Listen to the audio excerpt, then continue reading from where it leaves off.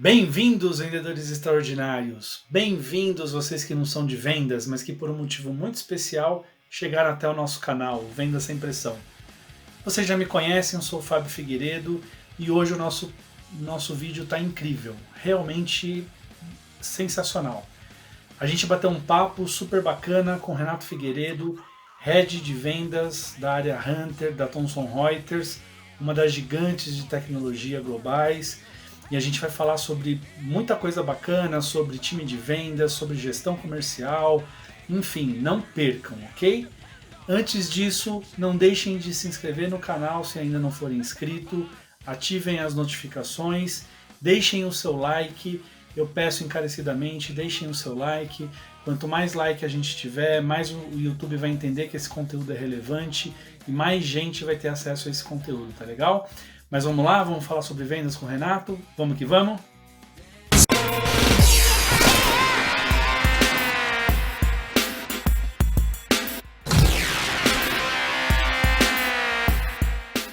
E aí, Renato, beleza? Tudo bem, Fábio? Tudo jóia, tranquilo. E você? Bem, graças a Deus. Cara, Então bem-vindo tá bom. ao Venda Sem Pressão.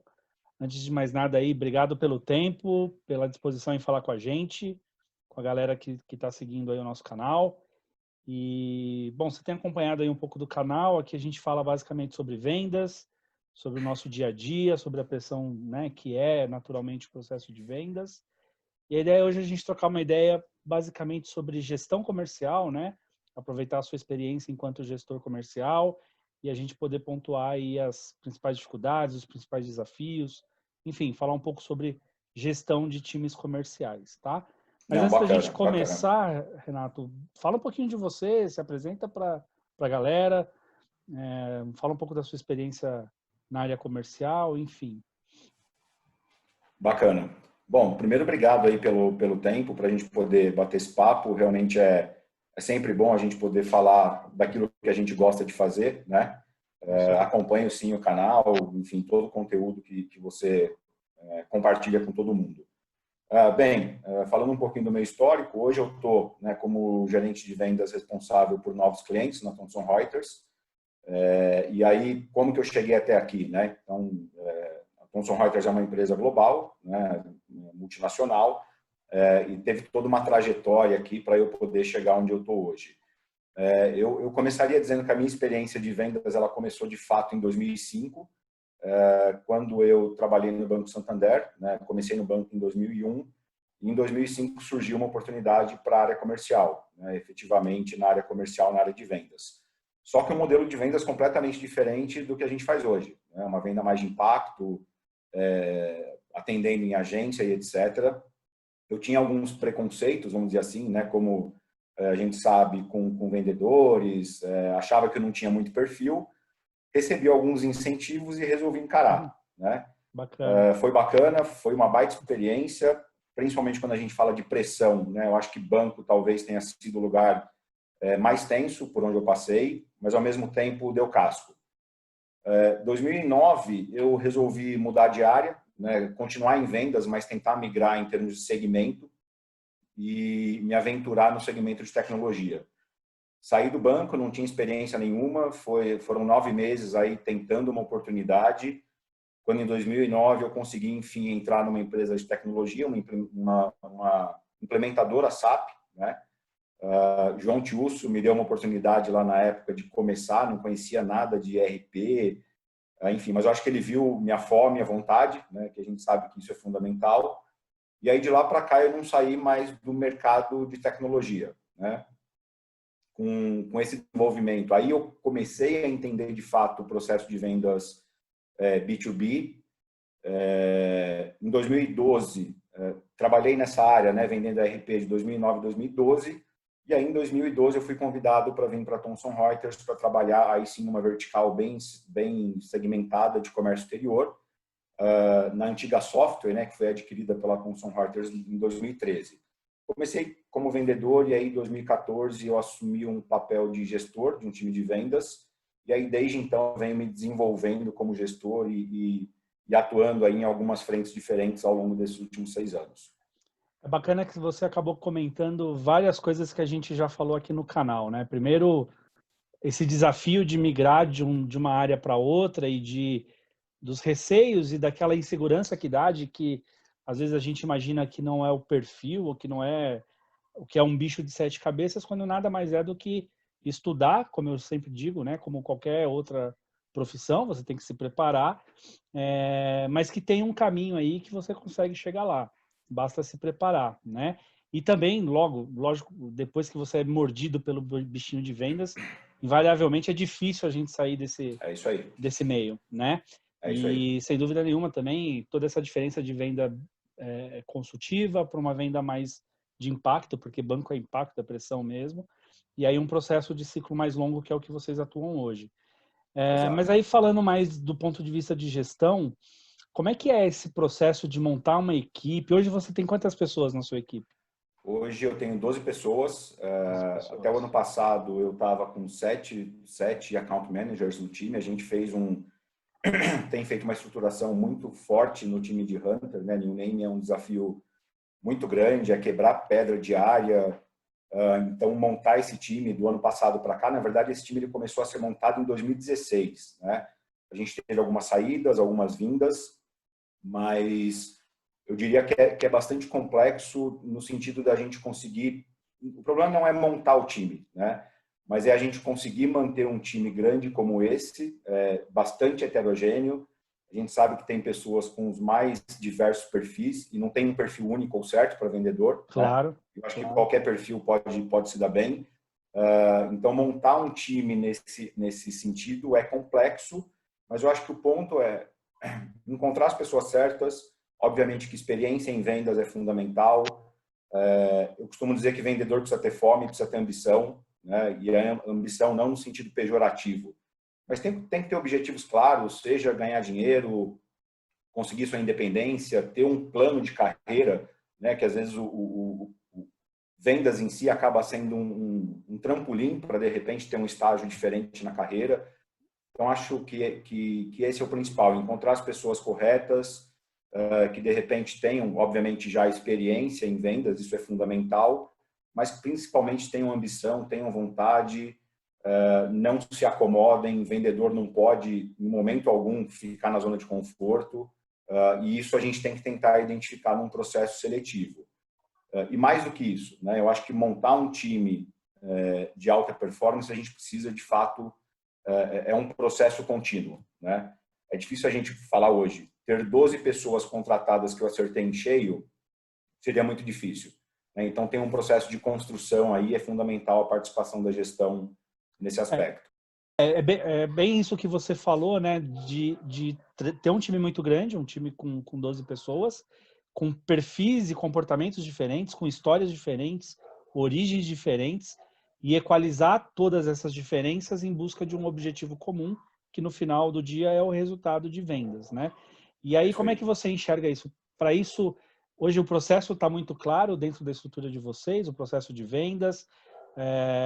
Qual a importância que vocês dão para a questão do processo, da gestão do processo de vendas, de gerenciar as etapas do funil? Como que é tudo isso dentro da Thomson hoje, por exemplo? Não, assim, isso para a gente tá bastante claro, né? O nosso processo de vendas, ele, enfim, não tem nenhuma invenção de roda, né? Mas é um processo de vendas bastante complexo. A gente tem passado por um processo desde 2018 de equalização de conhecimento, quando a gente teve algumas mudanças aqui em termos estruturais que foram importantes, e com isso a gente precisou, de fato, tratar, né, as diferenças das pessoas que estão no time comercial. Mas eu diria que a gestão, aí talvez seja algo muito particular, mas na minha visão a gestão ela tem que passar muito, obviamente, por olhar o resultado, mas olhando a execução, né? Então, eu sempre falo que a minha gestão ela é focada em execução e resultado. Por que eu digo isso? Porque a gente pode ter vendedores que performam muito bem e que têm, eventualmente, uma execução não tão boa ou que poderia melhorar, ou a gente tem vendedores que executam muito bem o processo comercial, mas que tem ali alguma triggerzinha que está faltando para atingir o resultado. E aí é papel do gestor tentar identificar isso, né? Então, a gente tem formas, tem ferramentas, obviamente que o conhecimento pessoal, isso ajuda também a conhecer as características, mas ir identificando quais são os gaps, quais são os pontos de melhoria, identificar quem tem mais dificuldade em abertura de oportunidades, quem tem mais dificuldade na condução mesmo do processo comercial. É muito difícil a gente encontrar vendedores que conseguem ser perfeitos ou muito bons em todas as fases. E o gestor ele tem que estar preparado para apoiar nas fases que eventualmente tem alguns gaps, né? Sem dúvida. E ajudar a desenvolver esses gaps, né? Na medida do possível, identificar aqueles vendedores que estão mais dispostos a evoluir, a melhorar eventuais gaps, e aqueles que eventualmente também não estão tão abertos mas que, de repente, em função de um resultado, como você falou, de uma execução bem feita, acabam chegando na mesma finalidade. A gente fala muito Exato. sobre isso aqui também no canal, né? De que vendas é um processo quase que matemático e que depende muito de comportamento, né? Dessa batida de bumbo constante, que é a parte da execução, é a parte de planejamento, para poder obter resultados. Então, basicamente, vendas é produtividade, né? Assim, manter o nível de produtividade e para poder chegar no resultado. E método, né? É seguir método. Método. Basicamente é isso. Método. E vendedor tem uma certa dificuldade com método, com processo, Organização. com organização, né? Exato. Com CRM, enfim, com uma porrada de processos, eles acham que é só ir lá e vender, quando na verdade, se eles seguissem religiosamente os processos, fatalmente os resultados seriam ainda mais extraordinários, né? E as ferramentas de apoio que hoje o que não falta é ferramenta, KPI, informação. Então esse merge aí de ferramentas de apoio, conhecimento que eles têm, né, e obviamente conseguindo aplicar o método efetivamente, seguindo a metodologia, sendo disciplinado, sem dúvida os resultados seriam melhores. Perfeito, esse mesmo passa por aí. E como é que você vê a questão de capacitação do time, desse constante processo de melhoria? Hoje vocês incentivam os vendedores a buscar conhecimento, a não ficar estagnado. Esse é um outro ponto que a gente fala muito aqui no canal, né? Os processos mudam muito rapidamente. Quem imaginava que do ano passado para cá a gente ia passar por uma pandemia, não tinha como planejar isso, e a gente tem que se adaptar rapidamente para uma nova realidade para poder continuar gerando resultado, né? Então, como é que você identifica esses comportamentos? Vocês trabalham isso também na Thomson? Ou vocês, quando vão contratar, já buscam com alguns comportamentos específicos? Como é que é essa dinâmica para vocês? Não, é claro que a gente busca algumas características e algumas, vamos dizer assim, alguns skills já identificados, né? Mas sem dúvida nenhuma aqui a gente, e aí obviamente falando especificamente da Thomson Reuters, o que a gente mais tem é conteúdo de qualidade, né? A nossa expertise em termos de prover conteúdo é realmente fantástico. Então a gente incentiva muito, a gente tem de fato um volume grande de conteúdos à disposição do time. O nosso negócio ele requer um certo nível de especialização, para dizer um grande nível de especialização, né? A gente para a gente vendedor generalista não funciona muito bem, e algumas lições ensinaram isso para a gente de alguns anos para cá. Então a gente precisa sim especializar, mas obviamente que depende do vendedor também querer se especializar e buscar esse autoconhecimento, né? É muito fácil o vendedor simplesmente reclamar que não conhece um segmento A ou um produto B, sem que ele tenha tentado buscar os materiais e todo o conteúdo que tem à disposição, né? Então, o vendedor ele tem que ser curioso, ele tem que ser estudioso, e não só para se preparar para, de repente, atuar na função. Mas quando eu digo estudar, inclusive, é estudar antes de visitar um cliente, antes de fazer uma reunião, preparar. Incrível, né? Como a gente vê que muitos vendedores ainda falham nos detalhes, né? Às vezes vai ter uma reunião, não se prepara adequadamente, não estuda o cliente, às vezes entra na reunião sem saber o que o cliente faz. Incrível como isso ainda é uma prática e eles realmente têm essa dificuldade, né? Inclusive vendedores experientes. Eu costumo Claro. dizer, inclusive, que a gente, né, que tem uma certa estrada, inclusive a gente erra em alguns momentos, porque a dinâmica de vendas ela é pesada, a cobrança ela é muito forte, todo mundo, né, se sente muito incomodado quando não está entregando, e às vezes até pela cobrança, né, do dia a dia ou as atividades que estão consumindo o vendedor, a gente acaba se atropelando e esquecendo do método, né? Então, o que a gente tem que ficar fazendo é o tempo inteiro se puxando mesmo, se reavaliando, autocriticando, para não sair do trilho, porque realmente até os mais experientes cometem ainda alguns erros Estou para te falar mais que os mais básicos. experientes são os mais falíveis nesse aspecto, porque eles se acham tão autossuficientes de que, Exato. eu não preciso, chego lá e dou conta, e muitas vezes são surpreendidos com algumas situações que poderia ter sido mapeado previamente, né? E é muito bom quando, como gestor, quando você consegue fazer esse tipo de provocação, né? Não é apontar dedo, não é, mas é no sentido mesmo de fazer um mentoring, de trazer para uma realidade. Quando você traz as informações, traz os KPIs que a gente tem à disposição, traz a nossa visão, né, de gestor mais analítica sobre o trabalho dos vendedores, e aí você consegue, de alguma maneira, provocar, no mínimo, uma reflexão com relação à execução, né, que é o que a gente estava falando um pouquinho agora, Claro, quase que inevitavelmente o resultado lá na frente ele vai também ser melhorado. sem dúvida nenhuma, porque ele enxerga uma oportunidade de melhorar um processo e colher um resultado melhor, né? Sem dúvida, sem dúvida. Bacana, bacana. Bom, eu acho que tá bacana o papo, assim, a gente precisa otimizar um pouco em função do tempo de vídeo para publicar no YouTube.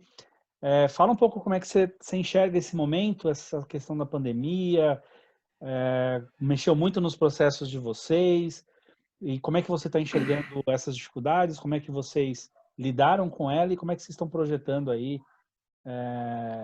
para frente, né?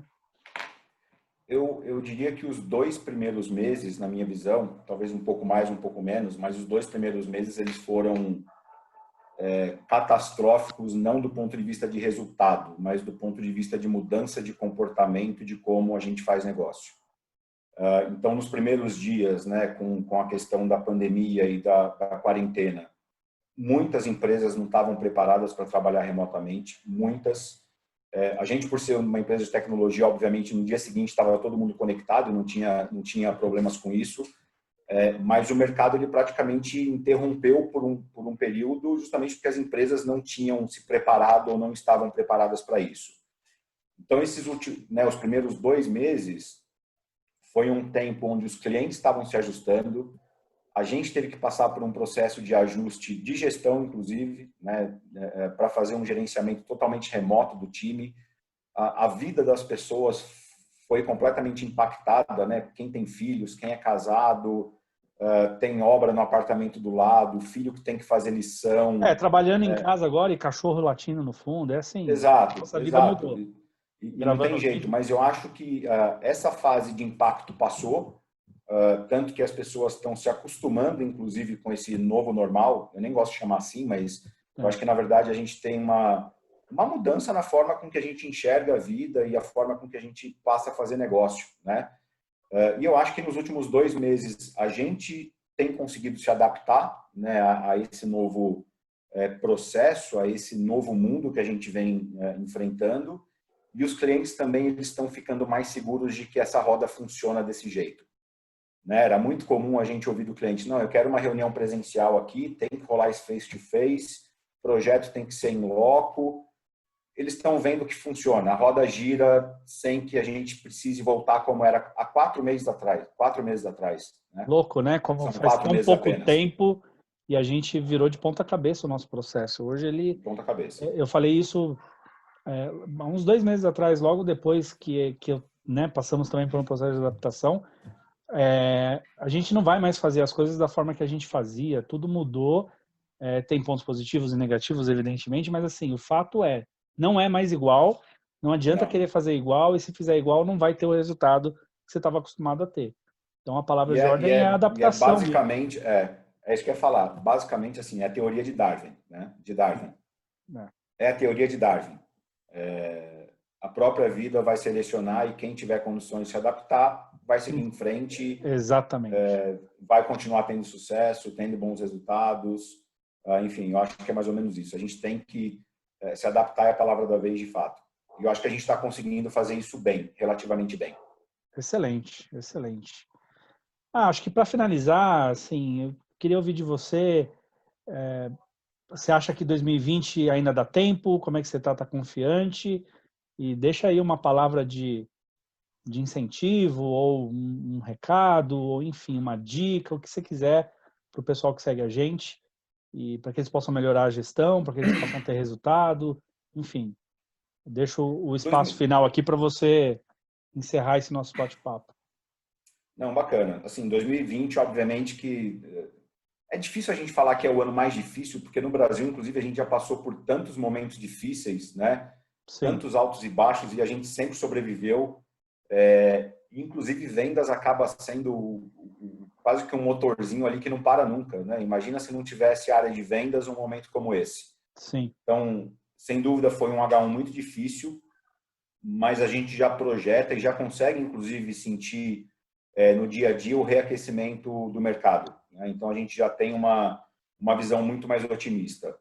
Eu falo isso sempre para o meu time de vendas, o nosso trabalho nunca foi fácil, nunca vai ser.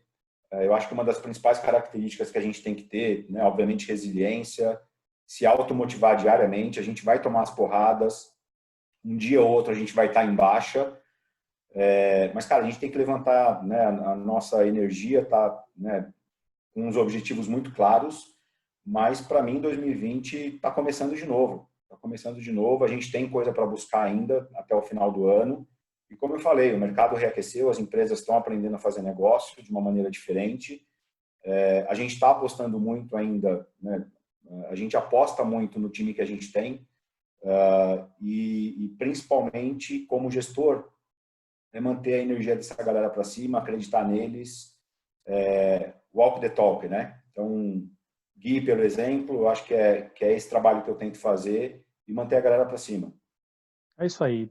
O bacana é que está 100% em linha com o que a gente vem falando aqui. Até na semana passada o tema foi esse, assim, galera, acorda porque estamos na metade do ano ainda temos mais 6 meses pela frente para buscar o que eventualmente não deu certo no primeiro semestre, mas ainda tem 6 meses pela frente. É isso aí. Então, o que Em vai 6 meses a gente determinar... pode fazer muita coisa. Dá para fazer esse jogo virar, dá para mudar o caminho. O importante é não jogar a toalha, né? Assim, é não acreditar que acabou, que dá errado, deu errado, que não dá mais, que não dá tempo, porque daí, de fato, a falta de energia, a falta de empenho e a falta de gana vai fazer com que você definitivamente não chegue. 100% com energia já é complexo, imagina É. sem E, energia, né? e só para finalizar, né? A gente obviamente tem que olhar para 2020, mas isso também é um processo de preparação para 2021. Sem Então dúvida. a gente tem que olhar para H2 para obviamente entregar o nosso melhor. A gente tem um potencial muito grande, mas se a gente não continuar o planejamento, seguir a estratégia que foi definida desde o começo, a gente pode comprometer 2021. Então isso a gente tem que evitar É de isso qualquer aí. maneira. É isso aí. Sem dúvida nenhuma. Mas é isso. Renato, Eu acho que é isso. agradeço. Obrigado aí pela disposição, pelo tempo, pelo bate-papo. Desde já fica aberto o convite para outros encontros. Sempre que quiser, é só bater que a gente fala, tá bom? Eu agradeço. Continuo seguindo, obviamente, É isso aí. absorvendo o conteúdo que você coloca lá. E à disposição. Para falar sobre esse tema, Valeu. estou sempre à disposição. Valeu. Sucesso aí para vocês, viu? Um abraço. Tchau, Um tchau. abraço. Tchau, tchau.